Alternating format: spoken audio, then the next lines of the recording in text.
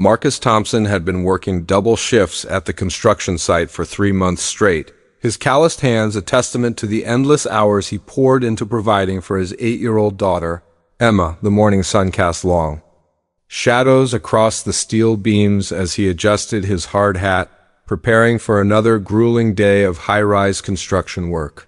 His supervisor had made it clear that one more missed day would cost him his job, and Marcus couldn't afford that luxury. Not when Emma's school fees were due, not when the rent was already 2 weeks overdue, and certainly not when his daughter's birthday was just around the corner. The divorce had been finalized 18 months ago, leaving Marcus with full custody after his ex-wife decided that motherhood wasn't compatible with her newfound freedom. While the abandonment had shattered his heart, Marcus had channeled every ounce of his pain into becoming the father Emma deserved. He read her bedtime stories with different voices for each character, helped with homework until his eyes burned from exhaustion, and never missed a single parent-teacher conference.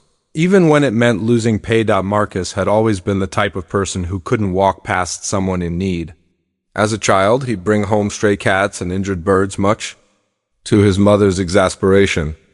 That instinct to help had only grown stronger as he became a father, as if protecting Emma had awakened a deeper understanding of how precious and fragile life could be. On that particular Tuesday morning, the construction crew was working on the 42nd floor of what would become the city's newest luxury hotel. The project belonged to Hartwell Enterprises, one of the most successful real estate development companies in the region. Marcus had never met the company's owner, Richard Hartwell, but he'd heard stories about the man's demanding nature and perfectionist standards.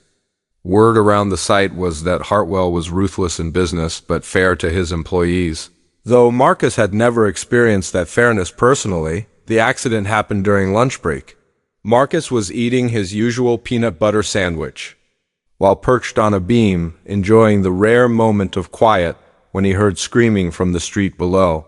42 floors down, he could see a crowd gathering around what appeared to be a serious car accident. A sleek black sedan had collided with a delivery truck at the intersection, and smoke was beginning to pour from the wreckage. Most people would have watched from a safe distance, perhaps called emergency services and hoped for the best, but Marcus saw something that made his blood freeze. Movement in the smoking car. Someone trying desperately to escape but trapped by twisted metal and a jammed door. Without thinking, he grabbed the emergency rope from the safety kit and began rappelling down the side of the building, his construction experience guiding him through the dangerous descent. By the time Marcus reached the street, flames had begun licking at the sedan's hood. The crowd had backed away, forming a wide circle of terrified spectators. Inside the car, a young woman with auburn hair was frantically trying to break the passenger window with her shoe, her face streaked with tears and blood from a cut on her forehead. The driver's side was completely crushed by the impact, making escape impossible from that direction. "Stay calm," Marcus shouted through the glass, his voice steady despite the adrenaline coursing through his veins.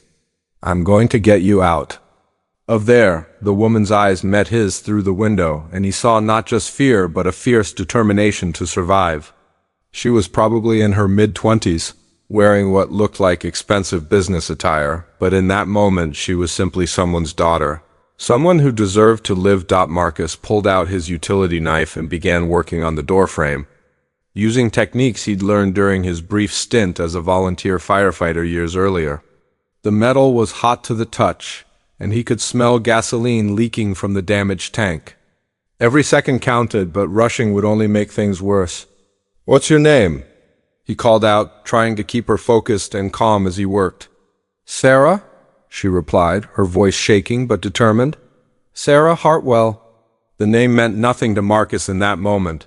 He was completely focused on the task at hand, wedging his crowbar into the door frame and applying pressure at precisely the right angle. Behind him, he could hear sirens approaching, but he knew they wouldn't arrive in time if the gas tank ignited. "I have a daughter about your age," Marcus said, grunting with effort as the doorframe began to give way. "Her name is Emma, and she's the most important thing in my life. I promise you, someone feels the same way about you, Sarah. We're going to get you home to them." With a screech of protesting metal, the door finally gave way. Marcus reached in and carefully extracted Sarah from the wreckage, his strong arms, lifting her clear just as the fire spread to the passenger compartment. They stumbled away from the vehicle together, and seconds later, the entire sedan was engulfed in flames. The paramedics arrived moments later, immediately attending to Sarah's injuries while praising Marcus for his quick thinking and courage. As they loaded her into the ambulance, she grabbed his hand with surprising strength. "Thank you," she whispered, tears streaming down her face. "You saved my life." "I don't even know your name, Marcus Thompson," he replied simply. "I'm just glad. You're safe." As the ambulance pulled away, Marcus realized he was still in his work clothes, covered in soot and gasoline. He looked up at the construction site where his coworkers were staring down in amazement, and suddenly remembered that he'd abandoned his post without permission. His supervisor would not be understanding about this, regardless of the circumstances, sure. Enough, when Marcus returned to the job site, he was immediately called into the foreman's office. "Thompson, what the hell were you thinking? You can't just disappear from a job site without authorization. This is a safety violation and grounds for immediate termination." Marcus accepted the dismissal without protest. He'd made his choice and he'd make it again without hesitation. Some things were more important than job security, even when you desperately needed the work. 3 days later, Marcus was at home helping Emma with her math homework when there was a knock at the door.